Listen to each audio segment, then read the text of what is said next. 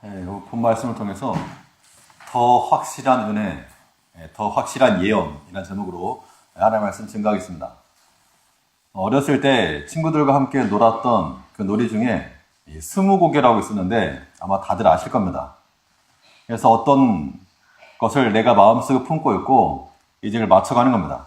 그 질문을 하면서 뭐 사람입니까? 그럼 아니요. 그다음 두 번째는 뭐 먹을 겁니까? 아니요. 이렇게 점점 하다 보면서 정답에 가까워지는 그런 게 있습니다. 힌트가 조금씩 더 주어질수록 그 정답에 더 가까이 갈 수 있는 겁니다. 이 그리스의 천문학자 가운데 히파르코스라는 사람이 있었는데 이 사람이 이 밤하늘에 있는 별들을 관찰하다가 어떤 거는 밝고 어떤 거는 좀 어둡고 그래가지고 이것을 등급을 나눴습니다. 그래서 제일 밝은 것들을 1등급이라고 하고 그 다음 2등급, 3등급 해서 5등급까지 이렇게 나눠놨습니다. 그 사람이 맨눈으로 관찰한 겁니다. 맨눈으로 관찰했을 때 그 기준이 뭐 틀린 건 아니었는데 근데 시간이 지나면서 뭐 망원경이 발명이 되고 또 더 멀리까지 관측할 수 있는 장비가 생기다 보니까 1등급보다 더 밝은 별이 보이더라는 겁니다. 지금도 마찬가지로 지금도 많은 그런 관측들이 있고 우리가 뭐 알지도 못하는 그런 기호들을 써가면서 이런 걸 말하지만 더 정밀하고 더 정확한 관측 장비가 있으면 지금 발견하지 못한 것들도 많이 발견할 겁니다. 이제 마치 밤하늘에 별을 관측하기 위해서 그러한 망원경과 같은 장비가 필요하다면 우리가 발견할 것은 진리죠. 이 하나님의 진리를 발견하기 위해서 우리에게 필요한 것은 말씀입니다. 그 말씀이 좀 더 확실하고 좀 더 분명하고 좀 더 명확한 그런 말씀이라면 그 말씀을 통해서 전에는 미처 발견하지 못하고 전에는 미처 깨닫지 못하고 전에는 미처 생각하지 못했던 그런 진리들을 찾아낼 수 있다는 겁니다. 마치 이 예언의 말씀이 하나님 말씀이 우리에게 중요한데 그런데 이 말씀에도 좀 더 확실한 말씀, 좀 더 분명한 말씀, 더 깊이 들어간 말씀이 있다는 겁니다. 이러한 더 확실한 예언을 통해서 우리가 찾을 수가 있고 할 수 있는 일들이 있다. 그러면 그것이 무엇인가? 더 확실한 예언의 말씀으로 우리가 찾고 또 할 수 있는 일들에는 무엇이 있겠는가? 오늘 본 말씀을 통해서 살펴봄으로써 우리가 하나님의 말씀에 대해서 어떤 방관자적 입장이 아니라 그 말씀을 우리가 장비로 삼아 감춰져 있는 우리의 눈에 보이지 아니하던 그런 진리들을 찾고 나의 것으로 삼을 수 있는 그러한 계기를 만들어가야 됩니다.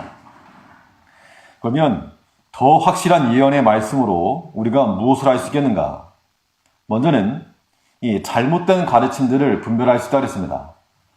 우리에게 하나의 말씀이 있는데 그 말씀이 하나만 있다고 한다면 이것이 옳은 것인지 그른 것인지 분별할 수 있는 그런 기준이 하나밖에 없기 때문에 모릅니다. 그런데 그 말씀에 대해서 하나, 둘, 셋 점점 많아지다 보면 이것이 옳은 것인가 그른 것인가 분별할 수 있다라고 하는 겁니다. 우리 일단 19절 말씀을 먼저 보시면 이 말씀에 대해서 말하기를 19절에 보면 또 우리에게 더 확실한 예언이 있어 어두운 데 비치는 등불과 같으니 이 확실한 예언 그랬는데 예언 뒤에 이 말씀이라고 하는 것이 더 덧붙여야 됩니다. 이 확실한 예언의 말씀이 있어서 그것이 우리에게 등불이 되어 마치 샛별이 빛나는 것처럼 어둠 가운데 빛나는 것처럼 이 어둠 가운데 있는 우리 가운데 진리의 빛을 비춰줄 것이라. 이 확실한 예언의 말씀으로 우리가 잘못된 가르침을 분별할 수 있겠는데 그럼 잘못된 가르침이 무엇일까? 잘못된 가르침이라고 하는 것은 사람이 공교히 혹은 사람이 지혜롭게 혹은 사람의 생각으로 만들어내는 것이 잘못된 가르침입니다. 이것을 어떻게 분별하는가 하면 사람이 가르침이기 때문에 우리가 다 상식적으로 이해할 수 있는 것이고 동조할 수 있다는 겁니다. 그러나 이 예언의 말씀이 더 분명하고 더 확실한 말씀을 가지고 있으면 이건 잘못되었다. 이것은 바른 진리가 아니다. 라고 분별할 수 있다는 겁니다. 우리 16절 말씀에서 우리 주 예수 그리스도의 능력과 강림하심을 너희에게 알게 한 것이 공교히 만든 이야기를 좇은 것이 아니오 우리는 그의 크신 위엄을 친히 본 자라. 이 베드로후서의 전반적인 주제를 한 가지를 말하라고 한다면, 파루시아입니다. 파루시아. 주님이 다시 오실 것에 대한 그 재림, 주의 강림에 관한 그런 이야기인데, 이 베드로 사도가 변호하고 있는 것은 주의 강림하심에 대해서 내가 전거했는데 사람들이 말하기를 무슨 말도 안 되는 소리냐? 무슨 예수님 무슨 다시 오시는가? 세상이 어떻게 없어지는가? 이 세상은 원래 처음부터 그대로 있었고 변하지 않는다. 이렇게 말하는 사람들이 있었고 또 잘못된 거짓 교사들이 교회에 들어와서 재림 이미 지나갔다. 라고 이렇게 가르쳤다는 겁니다. 오늘날도 그런 교리들이 많이 있는데 아무튼 그런 교리들에 대해서 주의 재림과 강림하심이 임할 것을 증가하고 있는 것이 베드로후서의 전반적인 내용인데 16절도 그와 같은 말씀입니다. 우리 주 예수 그리스도의 능력과 강림하심을 너희에게 알게 하는 것이 공교히 만든 이야기를 놓친 것이 아니오. 너희에게 증거했던 그 말씀이 인간적인 생각과 어떤 계획에 의해서 만들어낸 것이 아니다 라고 말하고 있다는 겁니다. 아직 나타나지 아니한 그 주의 재림에 관해서 바꿔 말하면 이거죠. 우리가 공교히 만들어낸 게 아니다. 이 말은 우리가 무엇을 유추해 볼 수 있는가 하면 그 당시에 그 재림에 관하여서 많은 그런 설들 혹은 다른 사람들의 교훈들 있었을 것이라는 겁니다. 공교히 만든 베드로 사도가 보았을 때 이거 그게 아닌데 공교히 만든 이야기들이 넘쳐나고 있었기 때문에 이 말씀을 좀 경계하는 겁니다.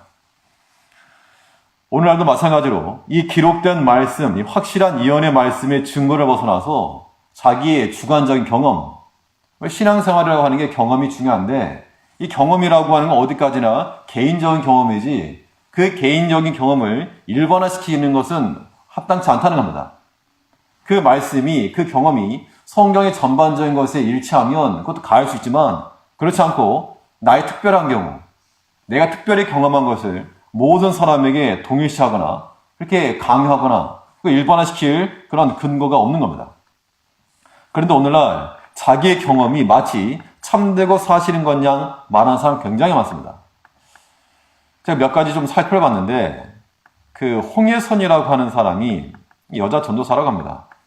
그 사람이 나의 천국과 지옥의 여정 이야기 간증을 하다가 이제 그 책을 만들었습니다. 책을 만들어가지고 이렇게 보이면서 돈 주고 사라 얘기죠. 밑에 이제 계좌번호 나오고 얼마입니다. 제목 자체가 뭐냐면 나의 천국과 지옥의 여정 이야기. 참 그런 무슨 어떤 담대함으로 그런 걸 쓸까? 제 생각은 그렇습니다. 어떤 담대함일까? 도대체 뭘 봤길래? 뭘 들었길래? 제가 몇 가지 정도 관련된 걸 찾아봤더니 뭐 홍예선만 있는 게 아니라 박영문, 이기용, 손에스도, 김영원, 강도환, 신성종, 나연수 우리나라 사람은 말할 것도 없고 외국 사람은 수두룩하고 그중에 아주 눈에 띄었던 사람이 나연숙이라는 여자인데 이 사람은 한복을 이렇게 입고 나와가지고 뭐 간증하다가 나중에는 이제 무슨 도끼 같은 거 하나 들고 나와가지고 그러니까 그런 사람들 하는 말을 들어보면 이거 마치 이 전설의 고향에 나오는 저승사자 같은 그런 개념들로 말하고 있는 거예요. 뭐 이봐라 이렇게 말하면서 뭔 소리가 들리기도 하고 뭐 아무튼 뭐 살려줘 이런 소리가 들리기도 하고 물론 그런 말들이 어떤 뭐 혹할 수 있겠죠. 그러나 그런 것들은 신빙성이 떨어지는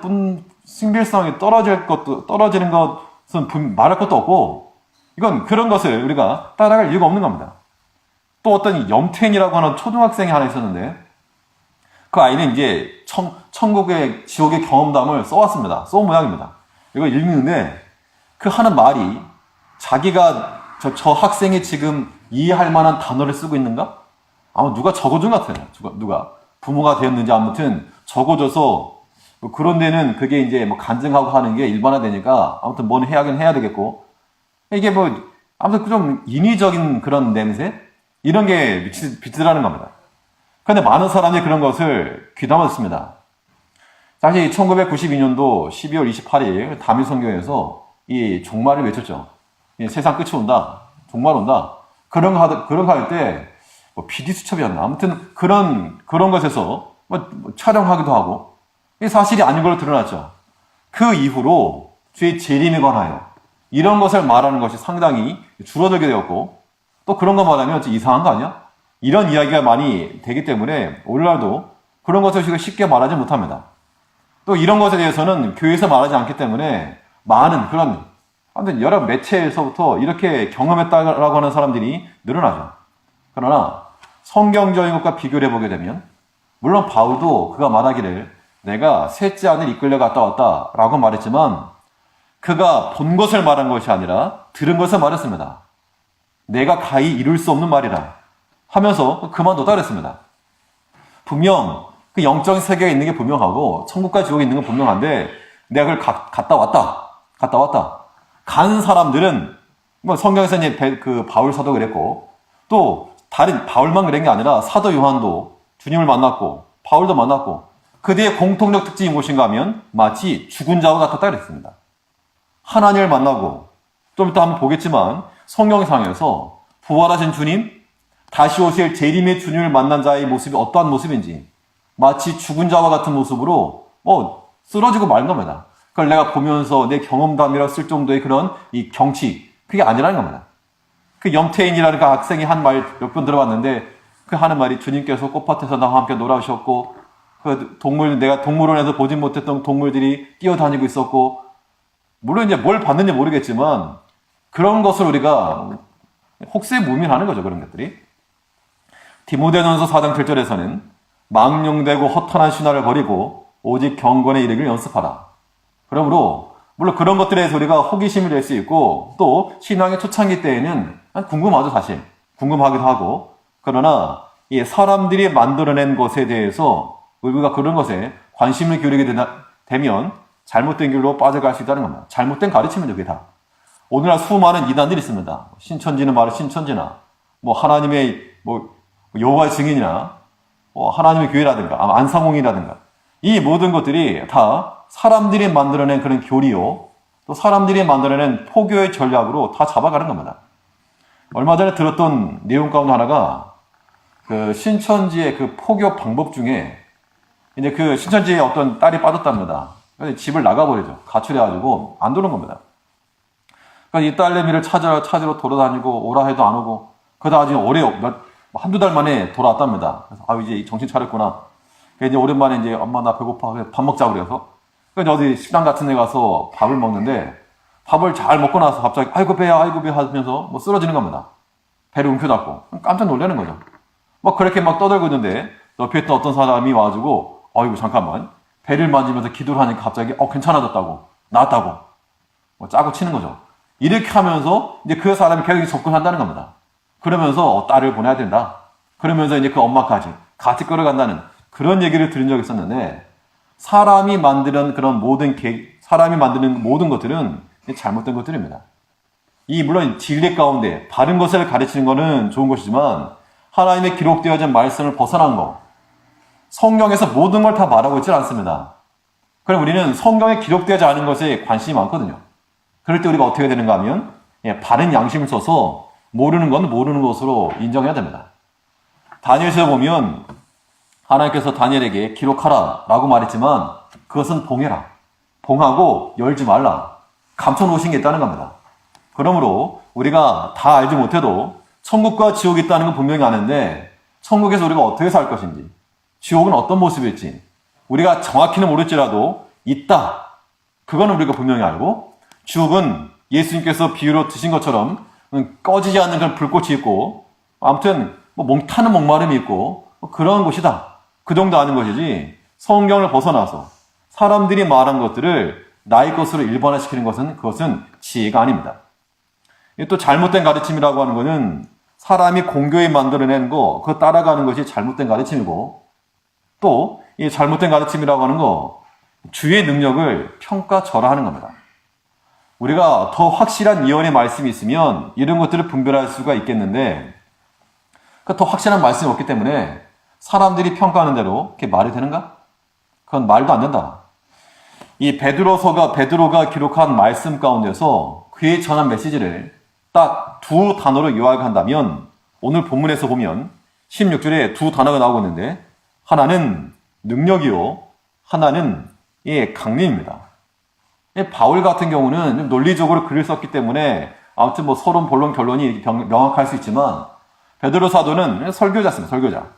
그렇기 때문에 압축을 하고 정말 중요한 것만 딱딱 집어서 말하는데 그 두 단어를 요약해서 말하면 예수의 능력, 예수의 강림 이 두 가지입니다. 즉 예수님께서 이 땅에 계실 때 그가 행하신 모든 것들은 다 무엇을 행한 것이라? 그의 능력을 행한 것이라. 그래서 예수님께서 병자를 고치신 것도 그의 능력을 행하신 것이요. 또 5천 명을 먹으신 것도 무리를 걸으신 것도 모든 풍랑을 잔잔케 하신 것도 이 모든 것이 누구의 능력으로? 주의 능력으로 하나님의 능력으로 행한 겁니다. 그런데 잘못된 그런 가르침은 뭐라 말하는가 하면 말이 안 된다. 5천 명 먹이는 거 그 거짓말이고 그 이제 먹을 거 없나 살펴보니까 어린아이가 물고기 5개, 보리떡 2개 아니 아무튼 그걸 내놓으니까 다른 사람들도 자기가 도시락 먹으려고 갖고 꺼냈다. 그렇게 말한다는 겁니다. 상당히 합리적이죠. 그럼 기적이라고 하는 거 말 안 해도 어린아이가 먹을 걸 갖고 와는 걸 보니까 다른 어른들도 갖고 왔겠지. 설마 애들이 갖고 왔는데 안 갖고 왔겠느냐. 그래서 그 아이가 꺼내니까 다른 사람을 꺼냈다. 오병이어가 그거지 실제로 막 된 거 아니다. 그렇게 말한다는 겁니다. 얼핏 들어보면 상당히 그럴듯해 보이고 합리적이고 논리적으로 보이지만 그러나 그것은 곧 주의 능력을 평가절하하는 겁니다. 그의 능력과 그러니까 주의 능력으로 된 일을 무시하는 것이죠. 잘못된 가르침이 그렇다는 겁니다. 우리는 더 확실한 예언의 말씀으로 우리가 무식해서가 아니라 주의 말씀이 그러하시기 때문에 믿는 겁니다. 홍해를 건넌 사건도 마찬가지죠. 바다를 건너는 게 말이 되느냐? 그래서 이 홍해를 뭐라고 번역하는가 하면 갈대숲이다. 그래서 이거 그냥 우리나라에도 보면 물이 쫙 갈라지지 않느냐? 아니 얕은 물가를 건넌 거지. 이게 무슨 그 홍해 바다를 건너가느냐? 말이 안 된다. 그렇게 생각하게 되면 상당히 합리적입니다. 믿지 않는 사람들에게도 증거할 때 이거 말도 안 된다 그러는데 믿을 수 있을 거라는 겁니다. 근데 이제 어떤 초등학생 아이가 그랬다죠. 그 홍해 사건을 가려서 그 전도사님이 이거는 바다를 가린 게 아니라 갈대숲을 건너간 거다 그랬더니 이거 하나님의 능력 정말 대단하네요. 왜 그러냐 그랬더니 갈대숲이면 물이 얼마 안 되는데 거기다 애국 병사를 다 죽였으니 하나님이 대단하다고. 어떻게 보면 그 어린 아이가 더 지혜로운 거죠. 하나님의 능력을 깎아내려서 사람의 수준으로 만들어버리면 상당히 합리적, 논리적이 될 수 있을지 모르나 그러나 그것은 잘못된 가르침이라고 하는 겁니다. 우리가 모든 성경의 말씀을 살필 때는 하나님의 능력을 그냥 그대로 인정하는 겁니다. 어떤 분이 이 동정녀 탄생에 대해서 나 믿을 수 없다. 말이 되느냐 그게. 어떻게 남자와 여자 관계하지 않고 아이가 태어나느냐. 성경 이거 엉터리다. 믿을 바가 없다. 이렇게 말하는 사람이 있었습니다. 어떻게 보면 차라리 그냥 이런 말씀이 없었으면 전도할 때도 이 반대를 안 받을 텐데 그런 걸로 이제 반대하는 사람들 꽤 있거든요. 그러나 우리가 알 수 있는 바 우리가 몰라서 그렇지 예전에는 다 불가능해 보였지만 오늘날 시험관 하기도 가능하고 혹은 무슨 체배 수정도 가능하고 예전에는 상상할 수 없었던 일들이 이루어진다는 겁니다. 그러면 우리가 지금 현대 과학으로 불가능하다고 해서 안 된다라고 그렇게 말할 게 아니라는 겁니다. 그렇게 말하는 것은 과학적이지 못한 것이죠. 그렇기 때문에 과학적이지 못하다, 논리적이지 못하다, 철학적이지 못하다라고 말하는 것들은 다 수준이 낮기 때문에 그렇게 말하는 겁니다. 우리가 믿는 이 모든 성경적 지식들은 우리는 오직 믿음으로 아는 겁니다. 믿음으로 아는 지식이라고 하는 것은 여러 번 말씀드린 것 같은데 믿음으로 안다라고 하는 거 이거는 무식한 게 아니라 가장 확실한 방법 되는 겁니다. 내가 언제 태어났는가? 몇 년, 몇 월, 며칠 태어났다. 그날 비가 왔고 어땠다. 그걸 어떻게 증명할 거냐는 겁니다. 어떻게? 증명할 길이 없죠. 요즘이야 이제 다 기록이 남고 자료가 남으니까 그렇지 예전에 그런 거 혹시 집에서 낳은 그런 아이들 같은 경우에 내가 태어나서 보니 엄마 아빠가 나한테 생일이 1월 1일이라고 하니까 그런 거보다 하는 거지 어떻게 확인합니까? 그러나 만약 그걸 다 사진을 찍어놔서 조사해서 1월 1일이 맞구나 라고 말하는 것이나 아니면 그 사건을 진실하게 말해준 분의 말을 듣고 믿음으로 아는 거죠. 그것도 내가 확증은 못하지만 나에게 말하신 분이 진실하다라고 하는 그런 전제 조건으로 그 말을 듣고 믿으면 그 지식이 믿음의 지식이라는 겁니다. 하나님께서 우리에게 거짓을 말하지 않으실 거라고 하는 그런 전제를 가지고 우리는 하나님의 말씀을 믿는 겁니다. 그 믿음으로 이 세상이 하나님의 말씀으로 지어진 것을 우리가 알고, 그 믿음으로 예수님께서 동정녀의 몸에서 태어나신 것도 우리는 알고, 그 믿음으로 우리는 장차 주께서 재림하실 것과 그의 심판과 영원한 나라를 믿는다는 겁니다. 안다는 겁니다. 이것이 무식한 게 아니고 이것은 참된 지식의 범주에 들어가는 겁니다. 그러므로 우리가 인간적인 생각, 공교에 만들어낸 거, 혹은 주의 능력을 인간의 수준을 깎아내리는 거, 이러한 잘못된 가르침에서부터 벗어나야 됩니다. 이러한 잘못된 가르침을 벗어나려면 예언의 말씀, 더 확실한 말씀이 필요한 겁니다. 그 말씀이 더욱 확실한 말씀이 되어 우리 안에서 주장할 때 그 말씀으로써 우리가 더욱 하나님을 깊이 있게 알아가는 겁니다. 잘못된 가르침을 따라가지 않고 분별을 하고 우리는 도리어 참된 말씀을 따라갈 수 있도록 우리 안에 더 확실한 예언이 임할 수 있도록 그 말씀을 주목하고 주의하는 것이 필요합니다. 19절 말씀 다시 보시면 19절에서 또 우리에게 더 확실한 예언이 있어 어두운 데 비치는 등불 같으니 날이 새어 샛별이 너희 마음에 떠오리까지 너희가 이것을 주의하는 것이 가아니라. 더 확실한 예언의 말씀을 주의하여서 주목하여서 잘못된 거, 사람이 만들어낸 거, 또 사람이 아니라고 말하는 거, 우리 그것을 분별하여 잘 믿자 그 이야기입니다. 이것이 더 확실한 예언의 말씀으로 우리가 할 수 있는 일이요. 또 이 더 확실한 예언의 말씀으로 무슨 일을 할 수 있겠는가? 숨겨진 진리를 찾을 수 있다 그랬습니다.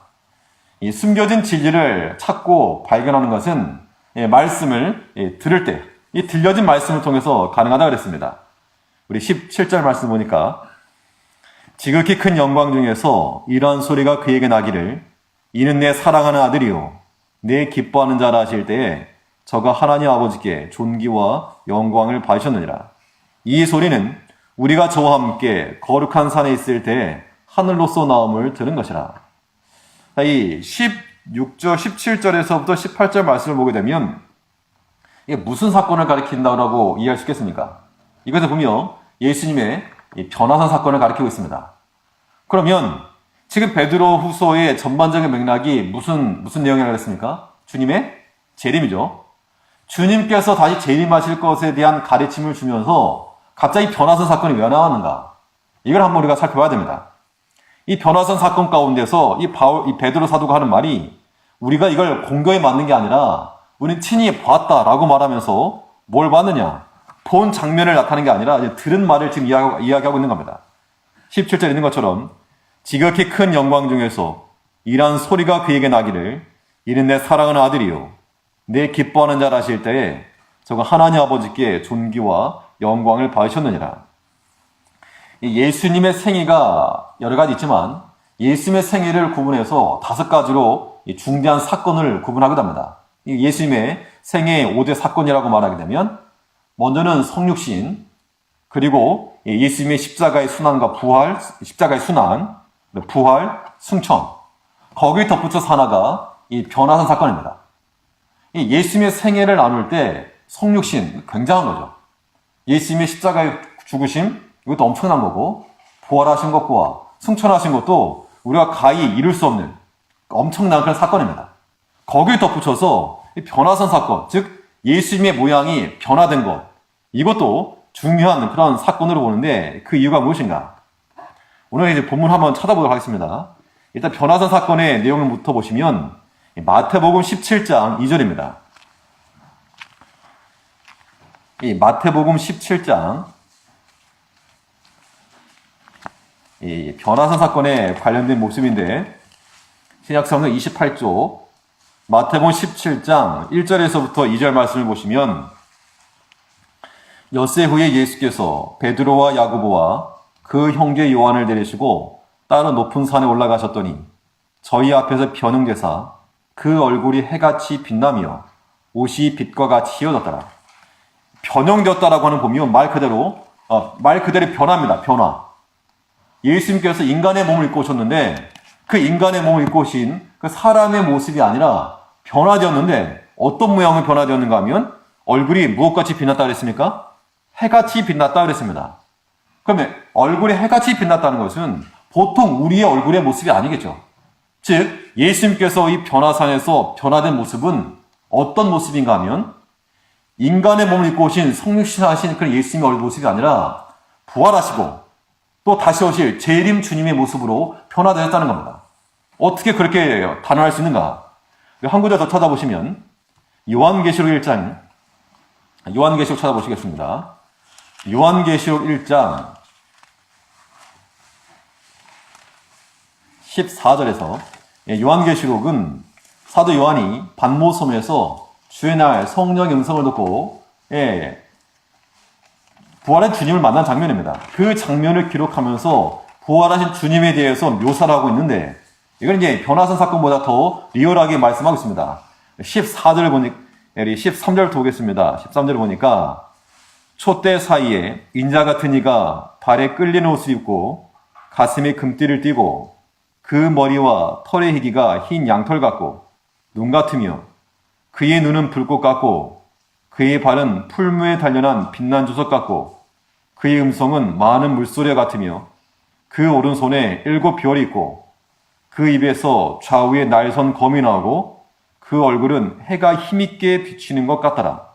이건 지금 예수님 부활하신 주님을 지금 이렇게 사도 요한이 본 것인데 변화산 사건에서 베드로가 말하는 것과 지금 요한계시록에 나온 이 모습이 일맥상통한 것은 물론 변화산 사건 가운데서 더 정확하게 나오지 않았지만 마지막에 해가 힘있게 비치는 것 같더라 라고 하는 것이 동일시되고 있는 것을 보면 분명히 이것은 부활한 주님입니다.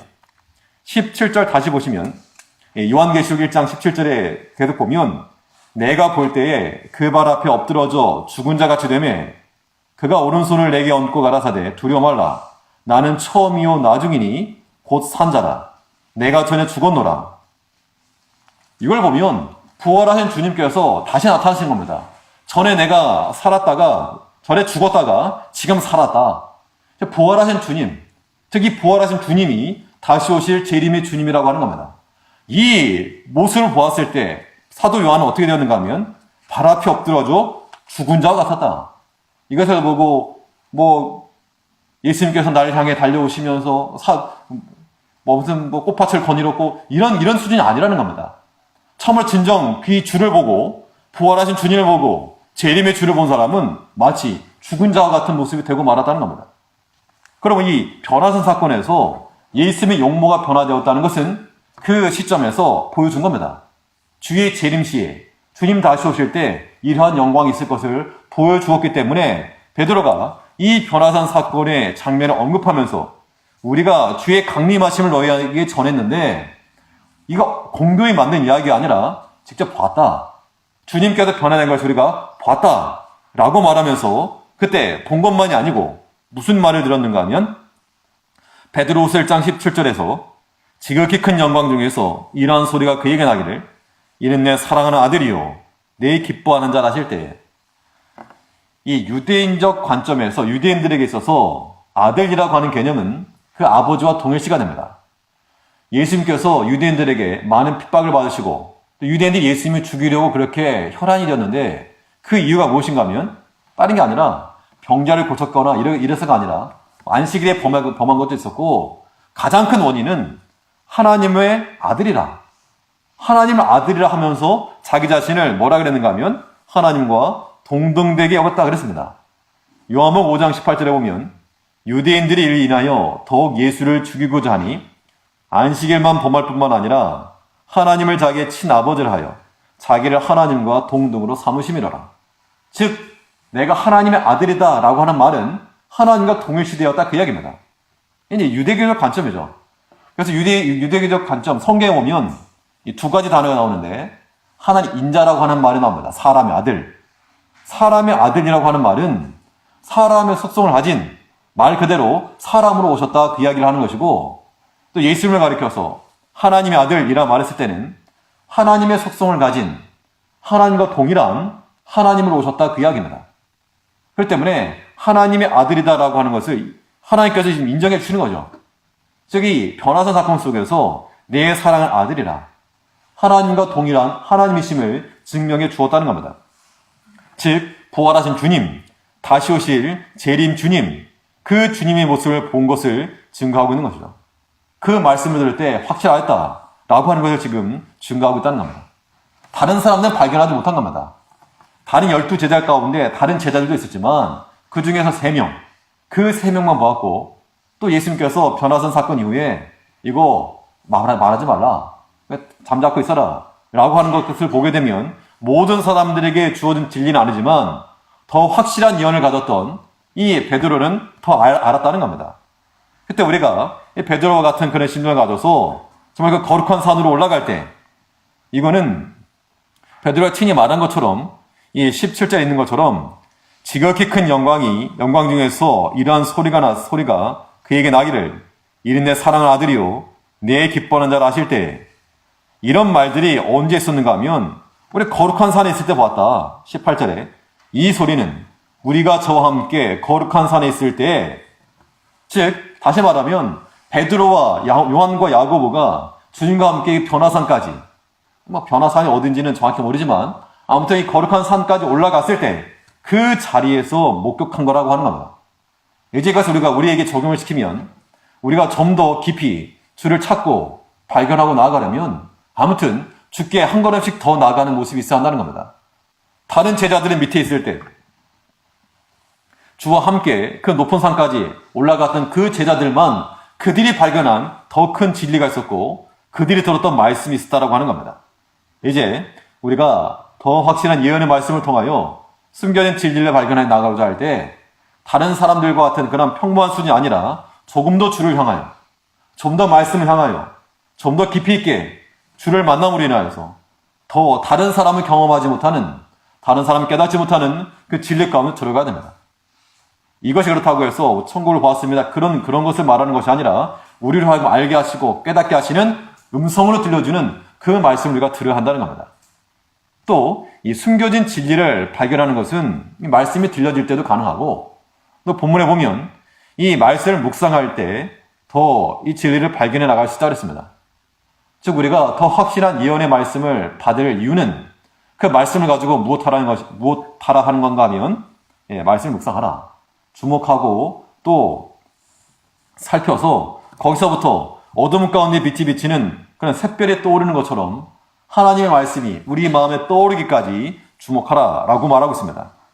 19절 말씀 보시면 또 우리에게 더 확실한 예언이 있어 어두운 데 비치는 등불과 같으니 날이 새어 샛별이 너희 마음에 떠오르기까지 너희가 이것을 주의하는 것이 가하니라. 샛별이라고 하는 것이 이제 금성을 가리키는 건데 태양빛을 받아서 새벽녘에 관찰되는 겁니다. 새벽녘에 이 태양이 떠오르기 전에 그 태양빛을 받아서 보이는 것을 우리가 이제 샛별이다라고 이렇게 말하죠. 그래서 마치 어둠 가운데서 그 빛을 받아 이 샛별에 떠오르는 것처럼 더 확실한 예언의 말씀을 우리가 가지고 있으면 우리 어두운 마음 가운데 마치 하나님의 말씀이 빛과 같이 빛날 것을 우리에게 말씀하고 있는 겁니다. 그럼 우리는 지금 베드로 사도의 증거는 무엇인가 하면 우리가 지금 주의 강림하심을 증거했는데 공교에 만든 이야기가 아니라 무엇이라고요? 직접 본 거다 하면서 변화산 사건에 있었던 예수님께서 말하지 말라라고 했던 것을 그 비밀을 봉인 해제하면서 증거한 겁니다. 엄청난 사건이죠. 그러나 이 베드로는 뭐라 말하는가 하면 우리가 보고 들은 것이 있고 그건 참이고 대단한 사건이었지만 그보다 더 확실한 게 있다. 그게 뭐란 겁니까? 그보다 더 확실한 것이 있는데 그것이 곧 예언의 말씀이다. 혹은 대언의 말씀이다. 모세와 엘리야가 나왔죠. 변화산 사건에서. 모세와 엘리야라고 하는 것이 율법과 선자를 가리킨다면 구약에 있는 모든 말씀이죠. 그 당시에는 신약이 없다고 치고 그럼 모든 성경 말씀을 통해서 그 예언된 혹은 대언된 그 말씀이 눈으로 보고 듣는 것보다 더 확실한 것이다 라고 말하고 있는 겁니다. 그래서 오늘날 우리가 이 베드로처럼 예수님 변화되는 장면이라든가 그런 환상이라든가 이런 것을 보지 못할지라도 그 예언의 말씀 우리가 무엇하면 묵상하고 자세히 주의하면 마치 무엇이 떠오르는 것처럼 샛별이 떠오르는 것처럼 주의 진리의 말씀이 우리 가운데 떠오를 것이라고 하는 겁니다. 우리 가끔씩 깨달음이 올 때가 있습니다. 아, 이게 이때 이거구나. 하나님 뜻이 이거구나. 라고 하는 것이 깨달아질 때 그때 마치 그것이 샛별이 떠오르는 것과 똑같다는 겁니다. 우리가 주의 말씀을 주의하고 살펴서 그 말씀을 주의하는 건 29절 하반절에 있는 것처럼 샛별이 너희 마음에 떠오르기까지 너희가 이것을 주의하는 것이 가아니라.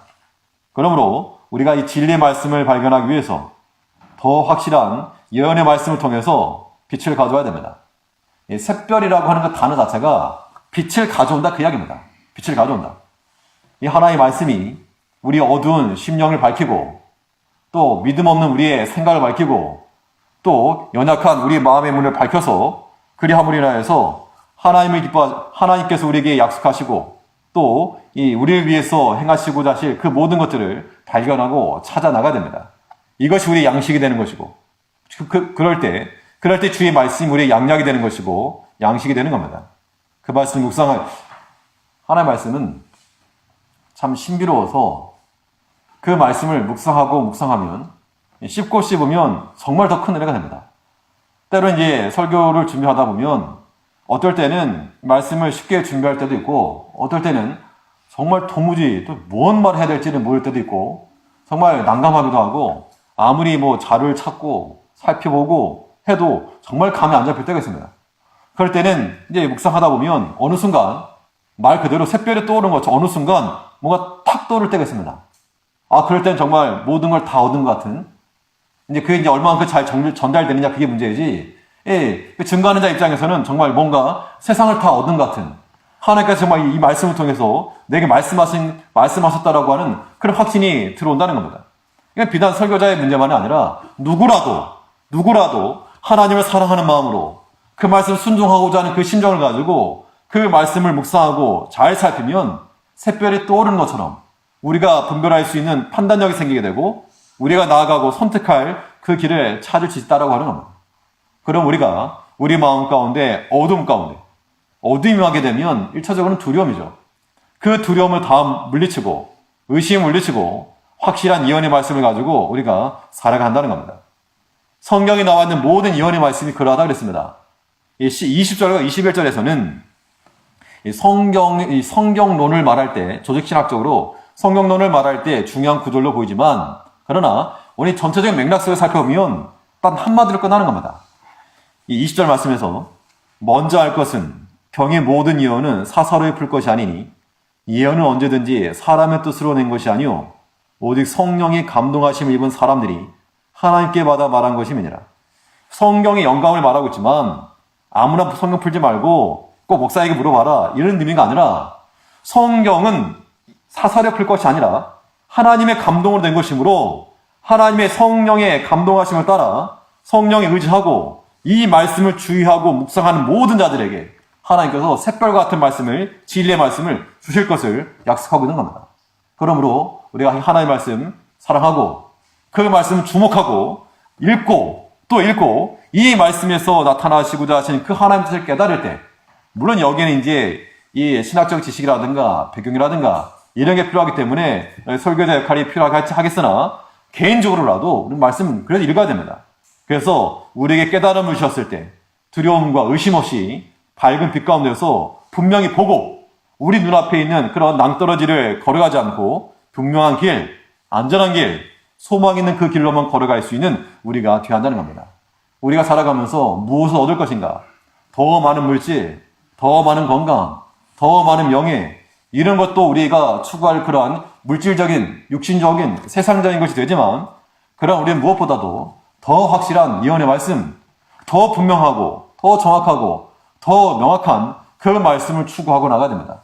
모든 잘못된 것들을 분별하고 더 주께 가까이 나갈 것이 무엇인지 또한 하나님의 능력을 알고 우리가 빛 가운데서 그 진리의 말씀이 우리 마음에 떠올라서 그 말씀 붙들고 그 빛 가운데 걸어갈 때 우리 길이 안전할 것이요 말씀의 길 가운데서 참 행복과 평안이 있을 거라고 하는 겁니다. 아무쪼록 이 말씀 가운데 거하는 말씀의 샛별을 붙들고 살아갈 수 있는 우리 제일교회 성도님 되시기를 바라겠습니다. 다시 기도하시겠습니다. 우리를 사랑하셔서 하나님의 거룩한 자녀 삼아주시고 하나님의 복된 말씀을 들려주셔서 그 말씀을 의심 없이 받고 그 믿음으로 지식을 가질 수 있도록 은혜 주신 아버지 하나님 은혜를 감사합니다. 이제 우리가 단편적인 세상적인 지식만을 추구하지 않고 하나님의 말씀을 더욱 추구하여 더 확실한 예언의 말씀으로 우리의 빛을 삼고 마치 샛별에 떠오르기까지 우리 어두운 마음과 믿음 없는 생각과 모든 잘못된 길에서부터 주의 말씀이 비춰질 때 우리가 그 말씀을 붙들고 나아갈 수 있도록 주께서 우리를 위해서 예비 놓으신 그 모든 좋은 것들을 다 누리며 살아갈 수 있는 저희가 될 수 있도록 하나님께서 인도하여 주시옵소서. 잘못된 길에서부터 돌이키며 참되고 거룩한 길, 하나님을 기뻐하시는 그 길로 한번 걸어갈 수 있는 복된 길을 걸어가는 말씀의 종들 될 수 있도록 하나님의 말씀을 사랑하며 그 말씀을 기뻐하며 깨달은 말씀대로 순종할 수 있는 참된 말씀 공동체 될 수 있도록 하나님께서 복 내려 주시옵소서. 주 예수님 이름으로 기도하옵나이다. 아멘.